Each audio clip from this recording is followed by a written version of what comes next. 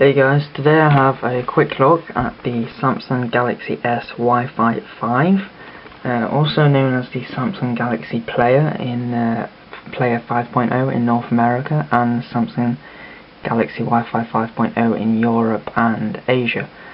Its official name worldwide is the YP-G70, and I just wanted to do this video. I just got this yesterday to do a quick look, if you like, at the whole device itself. Quick, shoot a couple of specs out there, let you guys see what it's like. So the first thing you'll notice when you actually pick the device up is how thin it is. It's 9.9mm thin, so pretty thin. It's 1mm thinner than my phone, which is the Desire S, so it's very nice. Second thing is build quality. It feels very sturdy, no creaking in there, and it feels really nice. So let's just go around the device. On the right hand side we have a volume rocker switch and the power button, as with most Samsung devices. On the top we have a micro SD card slot, which supports up to 32GB of external memory. The device that I got, I don't know if it says down there, has 8GB in it. You see it's down there. There's a 16GB one if you want the more space, but for me it's plenty.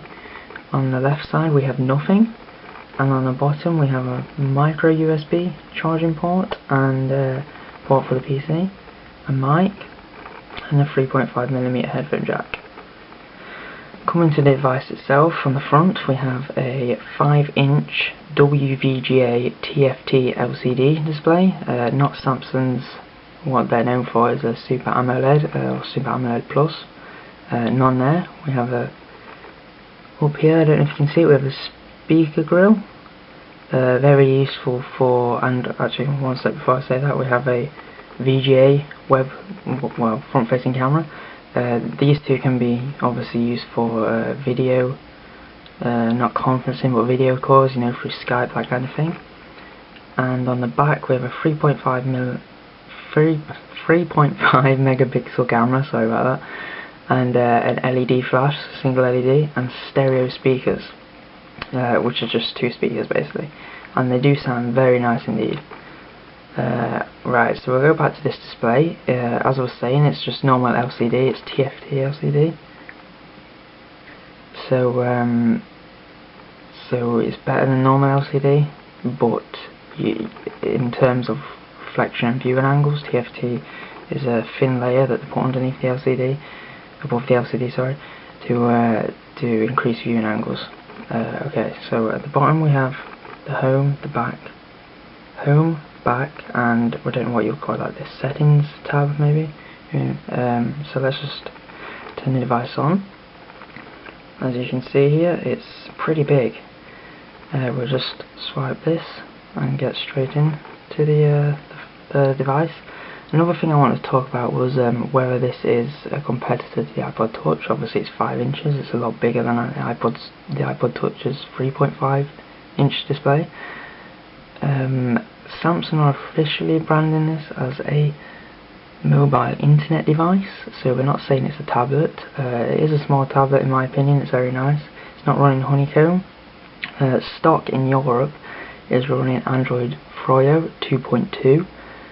This is upgradable, I believe, in the near future. As you can see, you may just be able to tell through some of the basic features I've just shown you there, but I am running version 2.3.5, which is, I believe, what the American version is running.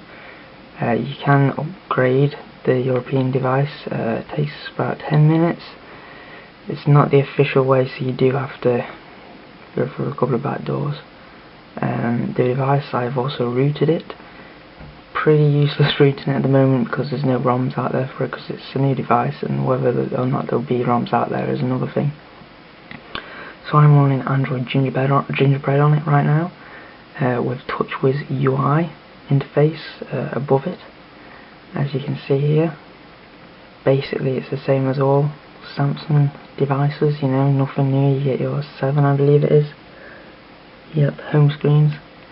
Another thing actually is the battery. The battery is 2,500 mAh, which is very large actually. That's, you do find that in maybe not tablets. Tablets you do get around 4,000, but in phones generally you get about 1,800, 1,500, but this is 2,500. So, and without the phone, it hasn't got phone signal, phone standby, that kind of thing, you can expect a lot longer battery life just with using the Wi-Fi, or if you're out and about, no Wi-Fi at all. I'm not going to run you through the software yet because, as I said, I've only had it a day. It's basically Android, Android is Android. I did just want to mention one thing, was the display, the viewing angles.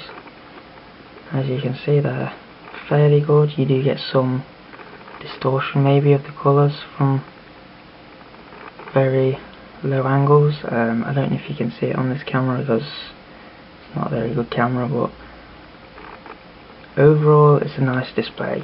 You can see the pixels, like I said, it's WVGA resolution, meaning it's 840 by 480, I believe it is off the top of my head, which is the same in other phones, other phones that have smaller displays. I have a HTC Desire S, which has a 3.7-inch display, running at WVGA resolution, so yes, you're going to notice some pixels, but, it's nice, it's not bad.